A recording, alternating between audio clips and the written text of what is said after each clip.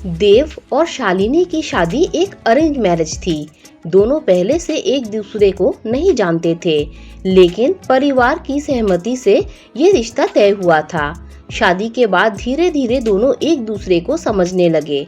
हालांकि शुरुआत में एक अजनबीपन था, लेकिन समय के साथ साथ दोनों के बीच एक गहरा प्यार और आपसी समझ विकसित हो गई। देव को अपनी पत्नी शालिनी में एक परफेक्ट साथी मिला। वह समझदार, संवेदनशील और हर मायने में एक बेहतरीन इंसान थी। देव को भी यह एहसास हो गया था कि अरेंज मैरिज में भी सच्चा प्यार और संतुष्टि मिल सकती है, जो लव मैरिज से किसी भी तरह कम नहीं होती। शालिनी ने हर परिस्थिति में देव का साथ दिया और उसकी हर छोटी बड़ी जरूरत का ध्यान रखा।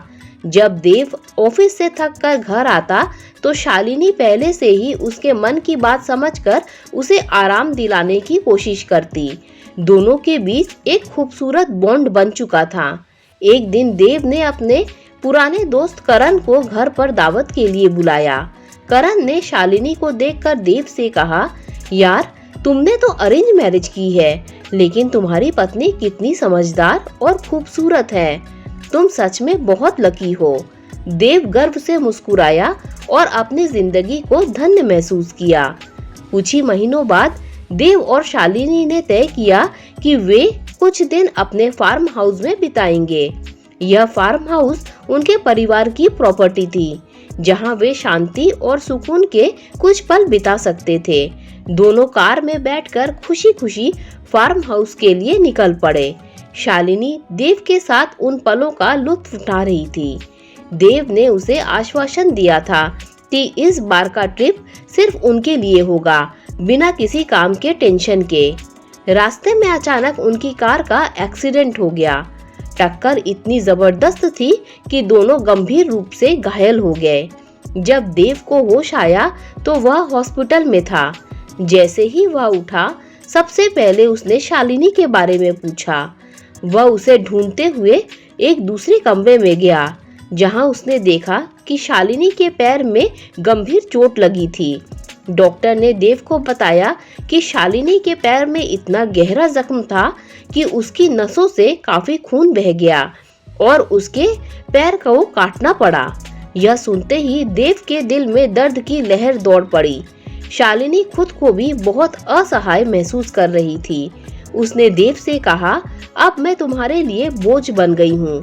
तुम्हारी जिंदगी में कोई खुशी नहीं रह गई।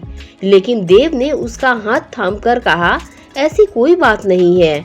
तुमने इतने दिनों तक मेरा ख्याल रखा, अब मेरी बारी है। मैं तुम्हारा हमेशा साथ दूंगा, चाहे कुछ भी हो जाए। शालिनी की आंखों में आंसू आ गए, लेकिन इस बार वह आंसू दुख के नहीं, बल्कि प्रेम और कृतज्ञता के थे। दोनों अस्पताल से घर लौटे और एक दूसरे से वादा किया कि वे एक दूसरे का कभी साथ नहीं छोड़ेंगे।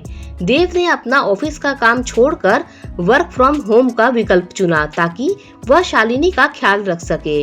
वह हर समय शालिनी के साथ रहता, उसकी देखभाल करता और उसे यह महसूस नहीं होने देता कि उसने कुछ खोया है।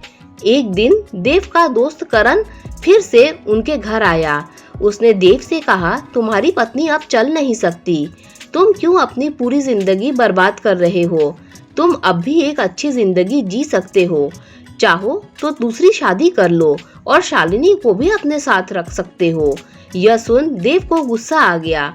उसने कहा, तुम्हें याद है, कुछ समय पहले तुमने कहा था कि मैं कितना खुशकिस्मत हूँ जो मुझे शालिनी जैसी पत्नी मिली है। वह आज भी मेरी जिंदगी की सबसे बड़ी खुशी है। मैं कभी उसका साथ नहीं छोड़ सकता, क्योंकि जब उसने मुझे हर पल संभाला, तब मेरा भी फर्ज बनता है कि मैं उसे पूरी जिंदगी का प्यार और सम्मान दूं। शालिनी, जो देव की बातें सुन रही थी, उसकी आंखों में गर्व के आंसू थे। उसने मन ही मन भगवान का शुक्रिया अदा किया कि उसे देव जैसा पति मिला। उस दिन के बाद देव और शालिनी ने एक दूसरे का साथ का और भी ज्यादा महत्व समझा। उनका प्यार पहले से भी गहरा हो गया और उन्होंने एक दूसरे के साथ हर छोटी बड़ी मुश्किलों को हंसते हंसते पार करने का वादा किया। दोस्तों, अगर आपको ये कहानी अच्छी लगी हो तो लाइक, शेयर, सब्सक्राइब कीजिए। Thanks for watching this video.